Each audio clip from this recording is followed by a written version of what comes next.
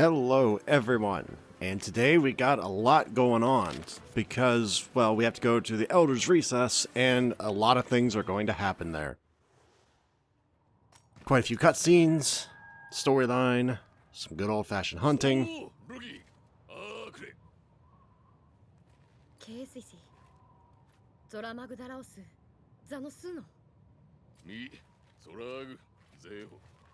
I've always wondered, is the fight with Zora Magdaros technically on the Elder's Recess map?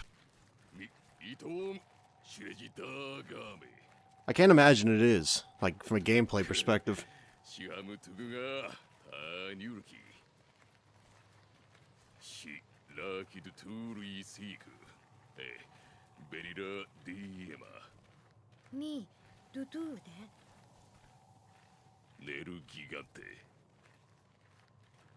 Zora Magdaros Nari, Neru Gigante Ladine, Shi, Mutodai Quickie, Nide Mutone, Mo Magdaros Tirami, Mesu Fazazi, Neru Gigante, Deri Gaki, Shire, T. For the record, I can't move any faster than this. I was holding R1, so don't blame me. I wish I could have gone faster at the time as well. Something, something, force plot, force pace storyline, something, something, I don't know.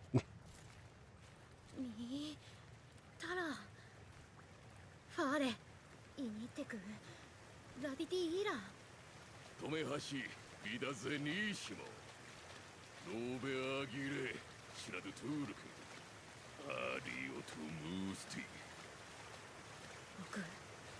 Laza Magdaros Ibeshira, Beniu Neru Gigante, Magdaros Arami, Turu Tishe Kuri. Right, so Elder's Recess, for those who don't know, is, I think, the last zone. Now, I don't know if they'll add another one. I personally hope they'll add a Tundra zone.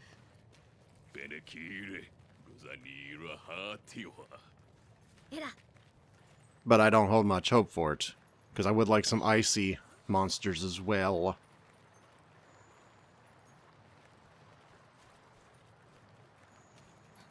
Anybody remember that rabbit? Oh man, I love fighting that rabbit. Well, not as a greatsword user, but that was a fun fight. I liked that fighting that rabbit.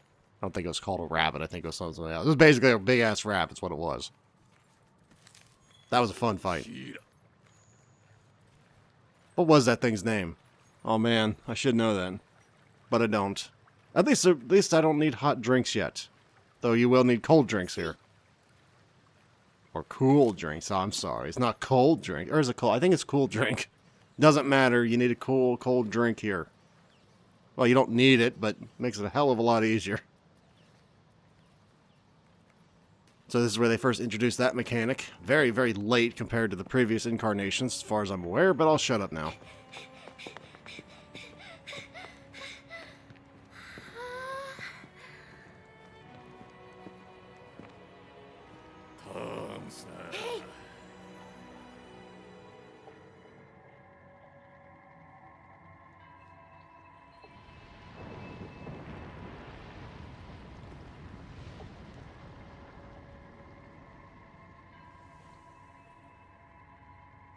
Shira Denishitra, Shikwas Kusara. Naslumi Lokrate, Nuto Lunate. Edar Gorbi, Uti Ani, Mohatezimi, Ijinai, Anor, Lesamutunara, Libegra. Game, Zekrabidai Sigles. Fira. Zora Magdaros, Ekelkuresoshi, Mukiras, Sotkra. Miskira, Ogesolite. Finiu. Ktu, Kyushiras. Neru Gigante. Neru Gigante Q. Magdaros, Liam Legiga. As if Formula Neru Gigante. Laudat Tori Usa.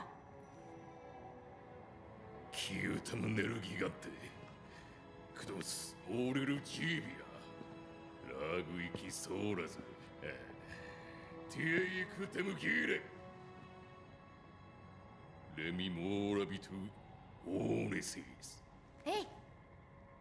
ミーフダーブオミルト Okay. レクーキ Well, I was going to say, okay, we're done talking, but apparently we're not. But I don't care about not talking over this. So, Elder's Recess, as they've no doubt, I mean, you just read it. There's a lot of powerful monsters here. Now, arguably, some of them are not as powerful as other monsters like Dodogama. But Dodogama is very easy so long as you remember one rule. You remember the rule from Anjanath? Well, it basically rules the same thing as for Dodogama. Okay, so this tutorial, basically the same as always. You need to go and find a bunch of Nergigante tracks, and there you go. Then you get a mission to kill him.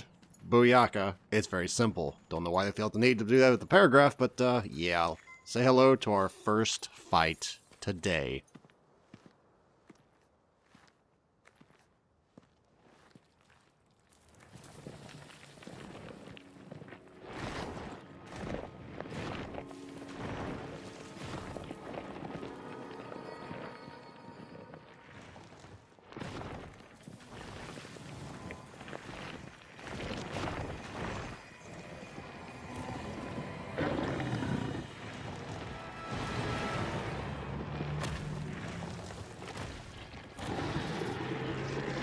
Say hello to what many consider to be the, quote, cutest monster in Monster Hunter world. I disagree with that, but you saw the attack he just did, the big charge. That's essentially his second most dangerous attack, in my opinion. We'll go over the more dangerous one when it comes up. So this thing doesn't have a whole lot of moves. It can tackle, which I think that inflicts Blast Blight. Which at the time when I recorded this, I had no idea how you get rid of Blast Blight, as you'll see right here. For the record, if you want to learn how to get rid of it, you either put up 3 anti-blast decorations on your armor, or, well, 3 anti-blast skill period, or you roll 3 times. That's it. You just roll 3 times. And you hear a little sss, and the fire thingy goes out. I think I did it twice, and then it exploded. So at the end of the status effect, you explode. So it can be really bad if you don't know how to get rid of it. I didn't, but thankfully it's just Dodogama. That's probably the most dangerous one right there. At least to me, it always seems to piss me off the most. Or maybe I'm thinking Leviasoft. Well, either way, him and Dodogama have this really fragging, annoying attack where if you're any distance away, they can sometimes spit a fireball at you. The fireball is not the worst part. The aftershock of the fireball is the worst part because it knocks you, well, very far around and does a good amount of damage. So the rule for Dodogama is essentially don't stand way far away in front of it because it has 2 attacks that can hit you pretty hard from it. Like I said, Dodogama is almost as easy as the Great Jagras in my opinion. He has very wide weak points. His big stomach is one of them. And it is so... See, that is just crap. Oh, that don't feel good when you get hit by something that you were nowhere near. But like I said, this is like his only real dangerous attack right there. Unless you sit in front of him and does his tackle all day. Like this. Like I didn't even have to know that was going to happen. I just knew that's exactly what he was going to do. This guy loves tackle. So, try to... I guess it's kind of dangerous sitting beside him as well, because he can roll to the side like Great Jagras. I guess the best place you want to be is kind of behind him. I don't remember too many attacks that he has behind him, though. Tackle a little early. To be fair, tackle's not exactly optimal there, because if he does that, you took a lot less damage, but you still took damage when you should have just gotten the hell out of the way. As I always say, half the battle with the greatsword is knowing when to tackle and when not to. Because it can make a big difference if you know when to tackle. Tackle's like the secondary attack of the greatsword. But yeah, this guy's main thing is once you get rid of his head, well, his fire attacks are... I think they're neutered, but he still has them. I don't think he just loses the ability to use them. I think they're neutered a lot. By the way, this area sucks so hard for a greatsword user. Of course, I didn't know this at the time, but this area sucks so hard. I really should not have tried this, but I got lucky. But yeah, these, I don't know what the hell they're called. I'm just going to call them mini pterodactyls because that's what they look like, and it's my... You can't make me say something else. So, yeah, these things can really fuck up your day as a greatsword user, especially if you're right in the middle of a charging animation or what have you. But generally, they're not too bad, so long as you just don't stubbornly just a little bit early of a tackle and an unnecessary one, as I said before. But these things can be really dangerous if you just let them go buck wild on you. So, you know, caution, as I've always said, in high rank until you get in-game gear is sort of paramount, which at this point you see I'm wearing the same gear, so it's not in-game at all. Like, I just did 40 damage to a little, well, nobody, basically, so I'm pretty sure this is still like the jaw blade I'm wearing, or I'm using. Excuse me, I don't get my new weapon until maybe the session after next. I don't think I got a new weapon next session, but at least I think the one after next. But yeah, that's the side thing I told you about, so you don't always want to be in front of him or beside him. You kind of want to be behind him, because I don't remember too many attacks he has behind him. He's mostly, well, that was kind of dumb on my part. just rewatching it, but, well, that was just kind of shit. But, okay, at least I'm not dead. I'm not sure whose fault the shit was, whose fault that was. I think it was mine, but it sure didn't feel like it at the time. But, yeah, once his head's broken, I don't think he does that as much. That is a really dangerous attack as well. You saw he did like a little, oh, what do you call it? A little arc in front of him full of fire. Oh, I missed the tail by like a half a second. Oh, I thought that was going to be sweet. Ah. But yeah, Dodogama's not hard. Or he's not difficult to kill. The hardest part about it is, oh god, I don't have any cold drinks because I forgot to check the chest. And I didn't know this place had lava. For those who are not aware of this mechanic in Monster Hunter, I assume you've never played any of the previous. If you're in hot, you know, biome, which this is, as you see the lava right over there, then you need to drink a cold drink. This was really ballsy, and it would have worked too if he'd actually went slightly to the left. But yeah, if you're in a hot biome, you need a cold drink. If you're in a cold biome, which is not in Monster Hunter World currently, then you would need a hot drink. I believe if you go into a hot area and you don't have a cool drink, you lose health, whereas in the previous games, if you went into the cold area without a hot drink, you lost stamina at an accelerated pace. I mean, that was better, but, like, again, tackle's not really needed there. It didn't really get me much. It just means I took less damage. Essentially, I just tried to leverage good reaction to try and cover up bad planning of positioning. There you go. Better than nothing, but you shouldn't have been in that position to begin with, basically. Kind of like triage. You hope to never have to do it, but if you can do it, I guess. Or if you have to do it, that's better. I don't even know what the hell I'm saying. It's basically you don't want to have to do it, but you did it. Anyway, back to Dodo here. Because I don't know about you guys. I'm sure you've noticed through my different expeditions that every time I go on an expedition with story, I have to fight or capture or kill something. I cannot just go and, oh, I'll just look at them all and leave. No. I have to fight. That's what you have to do. So, obviously, you have 3 objectives. You only really have to do 2 before you can leave. I think the third one's just kind of an open-ended thing, but welcome to the second fight of today. You may recognize this,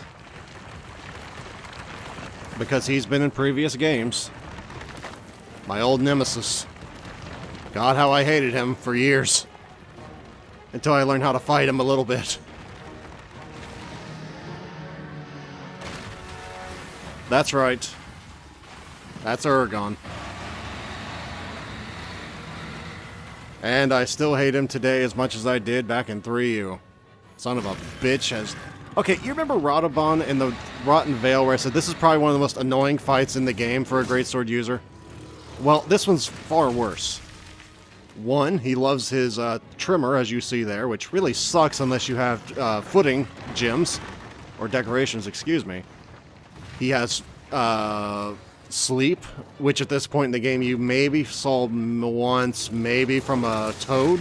I don't remember, I think you did maybe one. And then after that, he loves, well, rolling. Man, I was a little early. That would have been so awesome if I'd timed that a little better. But you know what? I hadn't fought him in years, so yeah. You're lucky I got that well. Now, the big thing with Uragaan for new players, fighting him isn't so much about fighting him so much as it is fighting him in an advantageous area. It shouldn't have to be said, but, well, that was bad. Well, it shouldn't have to be said, but you don't want to have to fight in a minefield. It's about like Basil Goose to a degree, but not as bad, in my opinion. Now, I got really lucky here. And no, there's no way you can get your feline or your palico to do this manually. It's all luck of the draw on whether they want you to die or not. But you might think, oh, just put 3 pep gems in, man. That'll counter it. You're right, it will to a degree. The problem is later in the fight, when he does that little animation where you think he's doing his little sleep mode, fire comes out instead, and it hurts pretty bad. So you have to really know what he's doing if you want to try and use if you want to use pep decorations. Still really nice, but not needed so much because I guess it just allows you to be a little more gung-ho early in the fight, I guess. But yeah, you really don't want to be fighting in the middle of a minefield. Now, technically, I don't think they explode if you get near them. I think they might be time delayed, but I know they explode if he hits them. Or if you hit them with anything, like a tackle or what have you. Now, this is a kind of a ballsy thing to try and get a true charge on, and it would have worked, but we kind of just twisted in all the wrong ways there for me to miss. But yeah, it's really counterproductive. You think when he's doing his big chin slam, I don't want to be in front of that thing. I'll get, you know, trimmered. I don't want to just stumble around like a drunk.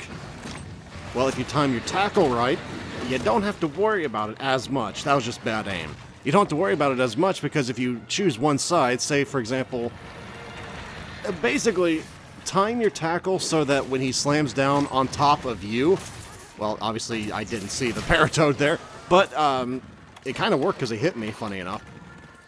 But yeah, if he slams to the right, or his right, and then to his left, or his left and then right. Either way, he slams two sides.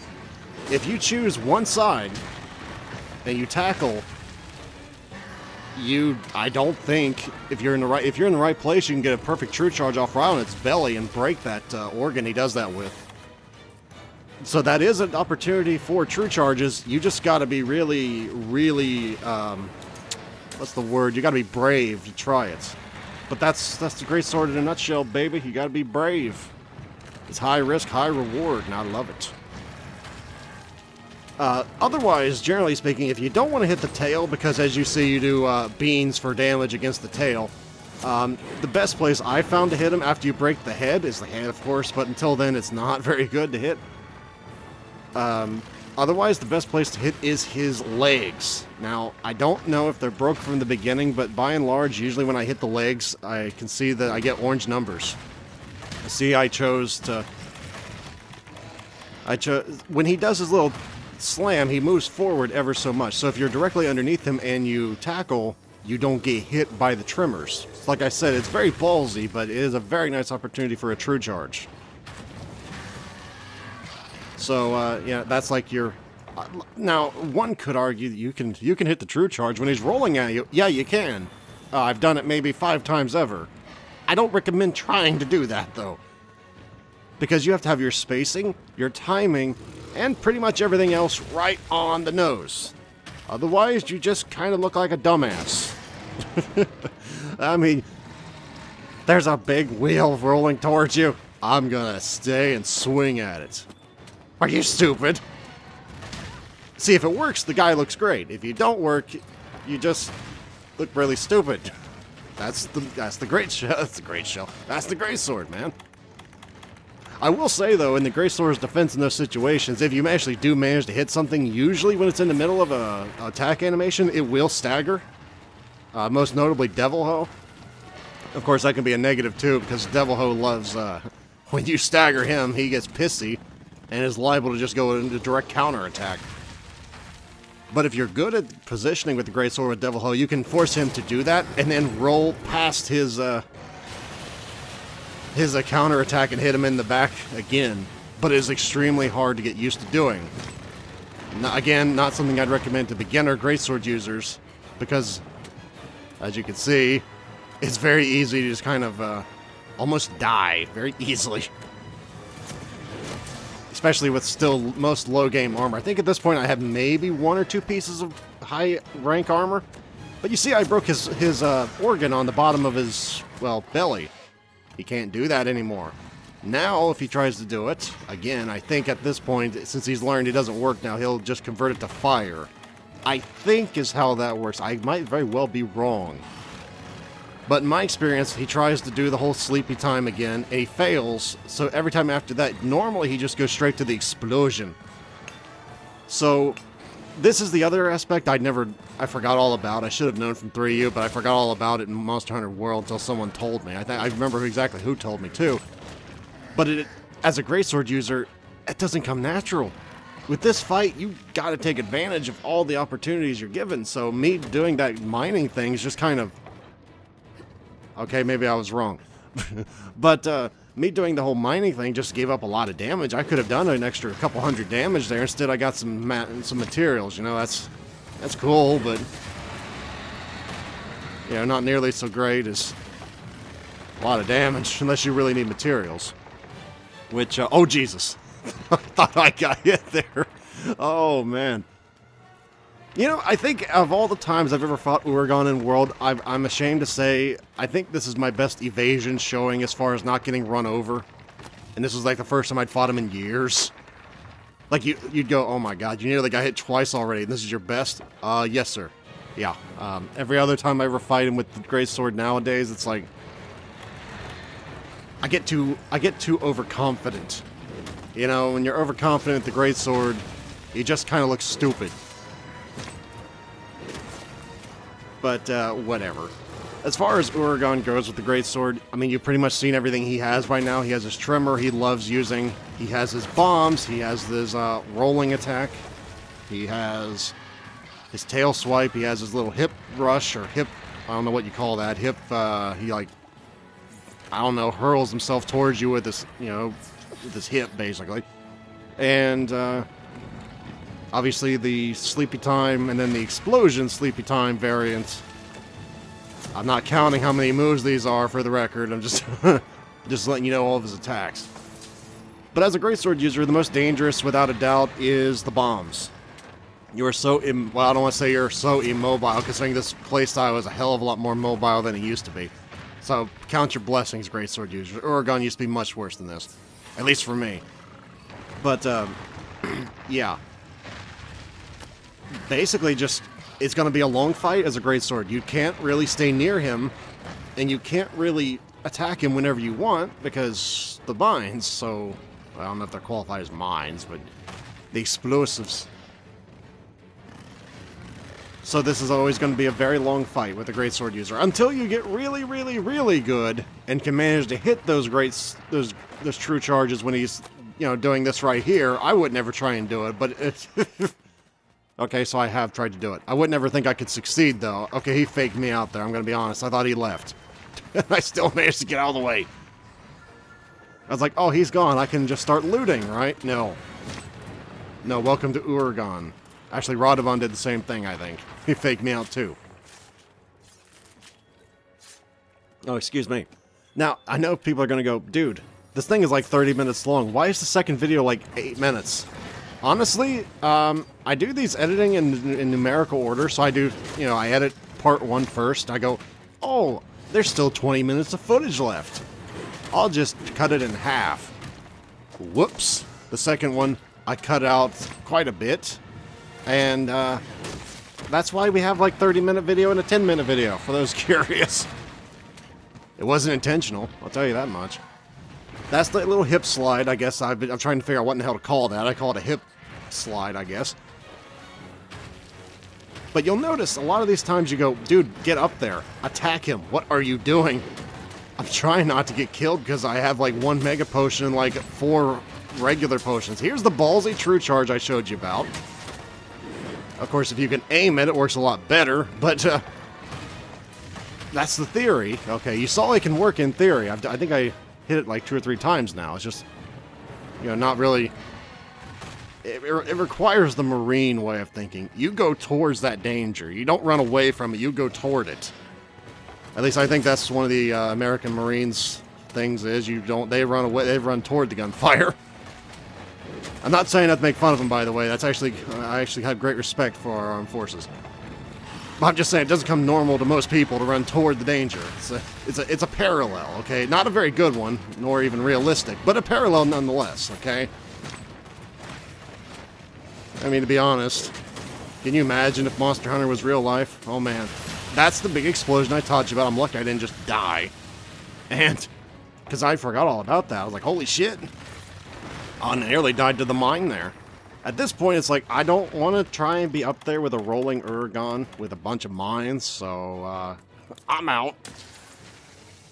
It's all about cutting your losses and making sure you're not taking stupid-ass risks in this fight. Now, arguably, I really should hit 0 there or circle there so I could have just jumped off, but... Well, you know what? I can give as good as I get. That's one thing I do like, that the monsters are not just punching bags for jumping attacks. It can be rather annoying when Uragaan does his little, you know, jumping attack, or Barok does, or Anjanath does, but it's just so funny to watch these giant monsters jumping like that, isn't it? At least to me it is. Oh, Jesus. You know, I actually thought that hit him. Looking back, I was like, I think I'm gonna hit him right in the tail when he does his little thing, but no. Oh, I'm not mad at trying these true charges. A lot of people get mad at greatsword users in their party. Like a lot of randoms. I went into randoms. Like, I never get as much just crap as I do. I don't know why I even tried this. I never get more crap than when I go into randoms with a greatsword. Randoms with when you go into a random fight with, like, an SOS fight with a greatsword, that's when I get a bunch of shit talked about me. And just people ribbing on me a lot. When I go with the hunting horn, nobody seems to give a shit what I do as long as I'm not in the corner. But yeah, people get mad at greatsword users who try to do really creative true charges that could be qualified as hopeful. I'm just sitting there like, that's a good thing. The person's trying to get better and find more opportunities for true charges. Arguably, it could be considered stupid at times. But how do you learn without trying, man? You don't. Like, how many people try that shit? I probably could have gotten a true charge off there. Wouldn't have been able to actually, charge it, but I probably could have gotten one off for the record there. Don't know if it would have hit. But there's nothing wrong with people trying to learn new true charge times.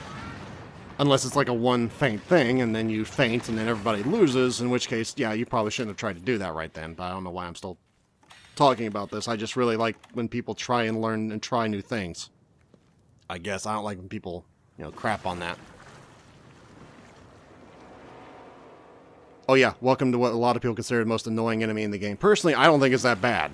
This is coming from a greatsword user. Because when you can predict when the whack-a-mole comes out of the lava and you hit it right in the head and knock it back down, one of the best feelings. Welcome to Whack-a-Mole, version 3.0. No, really, I've hit that thing when it's coming out doing that exact move and it knocks it on the floor and it feels great. It's very difficult to do, but I actually have witnesses to that one. But that's why I don't like that. I don't mind this fight. Oh, I'm not fighting him now. No, we're gonna go back to Uragaan.